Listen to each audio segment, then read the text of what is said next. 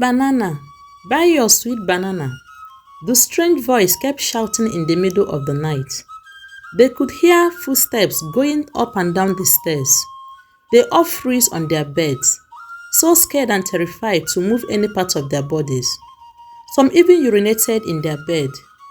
The whole building was as quiet as a library. Only the strange female melodious voice calling for them to come and buy banana could be heard. It was the longest night they had ever experienced in their entire lives. Ogechi held her husband, who was also shivering so tight. The voice continued non-stop for a good 3 hours.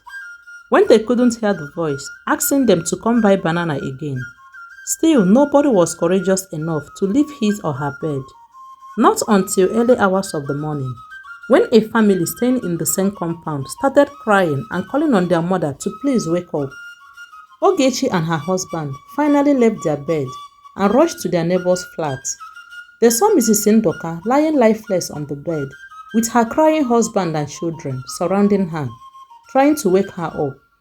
Shortly, Mr. Ndoka's house was crowded by the tenants living in that compound. They carried Mrs. Ndoka out of the room and rushed her to a hospital nearby. They learned Mrs. Ndoka has been battling with high blood pressure, and when she heard the strange voice calling them to come buy her banana, she fainted. Almost all the tenants rushed back to their flat and was packing their belongings out of the compound. They were swearing they have never witnessed such in their lives. Nobody wanted nightfall to meet him or her in the compound. Some were crying they have no money to move out of the compound. Ogechi and her husband were not left out. They just packed into the house not more than 2 weeks. They didn't have anywhere to go to, and at the same time, they don't have the money to rent another apartment. All they know is that they must not spend another night in that house. They still brought out their properties from the house, leaving everything in front of the gate. The tenants all agreed they must visit the landlord, the man who owns and collects rent for the house, and ask for refund. Luckily for them, the landlord's house was not far from them. When they got to his house, they met the landlord alone in his big house. The man was surprised to see all his tenants in his house that early morning. He asked what the problem was. They told him what they witnessed in the house and that they cannot spend a night in the house again. They have come for refund. The man got angry and told them that one of them must have been tormenting them and that he knows nothing about what they were talking about. He told them he had no money for any of them because that was not part of the contract and agreement they reached and signed before they moved into the house. The tenants persisted and insisted they must collect their remaining money from him. When they saw the man wasn't making any move to refund them, they left to find their ways earlier before it gets dark. When they left, the landlord Ifego, entered his room crying, breaking down his properties. He was asking himself, what is this he had done to himself and brought upon him? The money he has now, but no one to enjoy it with. His wife had run away with his children when she couldn't bear the strange things she sees and hears in their home. Ifego has all the money he dreamt of, but happiness was far from him. As he was on the ground crying and contemplating his life, he remembered how it all started 11 years ago. 11 years ago, he had gone to his friend Enyi to ask him for financial help, and Enyi had asked him if he would want to be like him.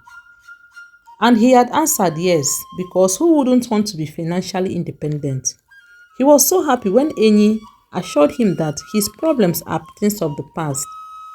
His friend Enyi took him to a very far strange place where they met one evil-looking man who assured him that from that day onwards, all his money-related problems are solved if only he would bring a full human being to him. The evil-looking man told Ifego if he had just 14 days to do that, and if after 14 days he doesn't bring anybody to him, he would become even more poorer. Ifego had left the place with his friend Enyi, feeling so bad and unhappy. All his life, he had not killed, and now he is being asked to do so. He told his friend Eni he wouldn't do that for any reason. It was a sunny afternoon. Amaka had come home from the school. When she had eaten the lunch her mother left for her mother called her. "Amaka, my beautiful daughter, I have some bananas I would want you to help me sell after you must have rested." Amaka, the obedient child, agreed without arguing. She knew it had not been easy on their mother since their father died. Her mother was left to cater for their needs all alone. She has been trying the best way she could to assist her. It wasn't the first time she would be selling bananas for her mother. But that very day, she had this strange feeling she couldn't explain. She felt uneasy and unhappy for no reason. But she can't say no to her mother because she and her younger siblings have to feed. The school they go to have been threatening to send them out of the school if they don't pay their fees. Amaka knew all that was on her mother. She carried the banana on her head, bid her mother and her siblings goodbye, and left the house to sell the bananas. Amaka was happy she was selling her bananas real quick and fast. She couldn't wait to be done and go back home. It was just remaining few bunches. She was glad when one man in a car called her to bring her bananas. She quickly crossed the road and got to where the car was parked. There were two men in the car. They gave her double amount of money for the remaining bananas. She was so happy. When the two men inquired where she lived, after she told them, they shouted it was too far. They offered to give her a lift. She refused, but after remembering the long distance she would cover, she agreed, entered the car, and the men drove off. The moment she entered the car, she lost consciousness. The next time she opened her eyes, she was tied to a tree with some men singing and going round the tree. She was asking them to please let her go home to her mother and siblings, that they would be expecting her to bring back money home so that they can buy dinner. She pleaded and cried, calling on them to set her free. When it was getting dark and Amaka was not yet home, the mother asked her three children to stay in the room while she goes to search for Amaka and find out what was keeping her. On her way, she was wondering if everything was okay with Amaka because it was quite unusual. She had told her daughter Amaka that even if she had some goods left, once it's 5:30 p.m., she should be coming home. Looking at her wristwatch, it was 6:35 p.m. already, and Amaka was nowhere to be found. As she was walking, she would be asking people in their stores if they had seen a girl carrying banana. Some would tell her they saw her earlier when she passed.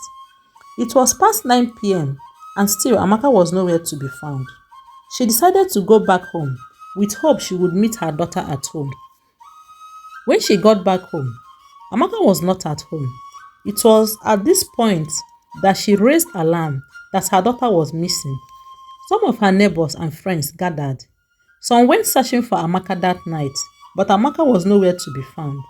The next day, they went to police station to file a report. After interaction with the police urged them to go back home that they would do their job. A week passed, no news of Amaka. Amaka's mother became a shadow of herself. All she did was cry and blamed herself. She didn't give up. She kept searching for her daughter Amaka, but didn't get to see her lovely daughter again.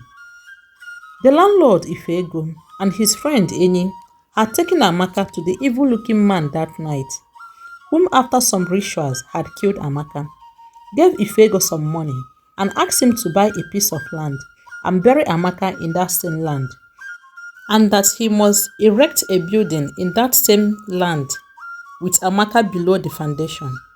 Ifego did as he was told by the man. He buried Amaka under the foundation of the building. He became a money-making machine. After some time, the guilt he had always felt for shedding a human blood left him when he started associating with men of timber and caliber. He was recognized in the society and honored with a great title. His wife and children were also having a great life. His children were in the best schools. He was so thankful to Eni, his friend, for showing him a way out of financial burden. Things continued this way for Ifego and his family until they started hearing strange voice of a young girl calling them to buy some bananas from her. During the day, they would be seeing shadows in their home.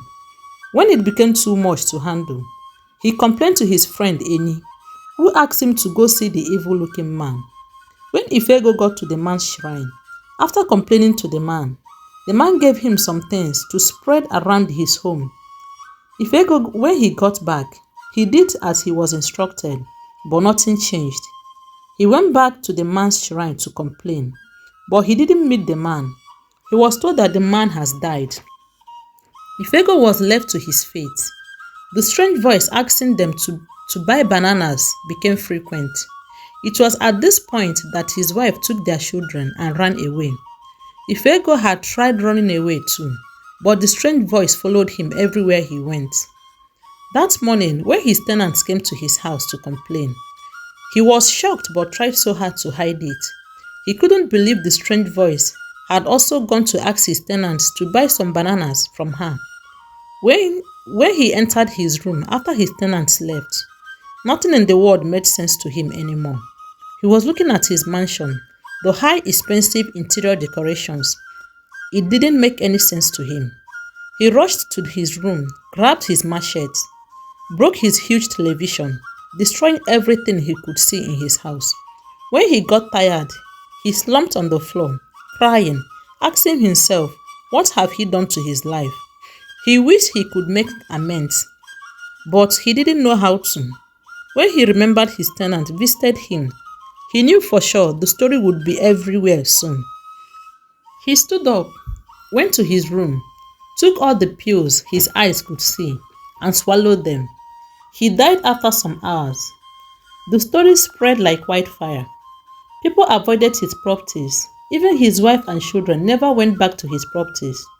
All that Ifego possessed was abandoned.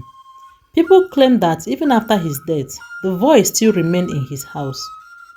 This brings our story to an end. Did you enjoy our story? If you do, please subscribe and like. Let us know in the comment section the moral lesson you grabbed from our story. Thanks so much for your time. Bye.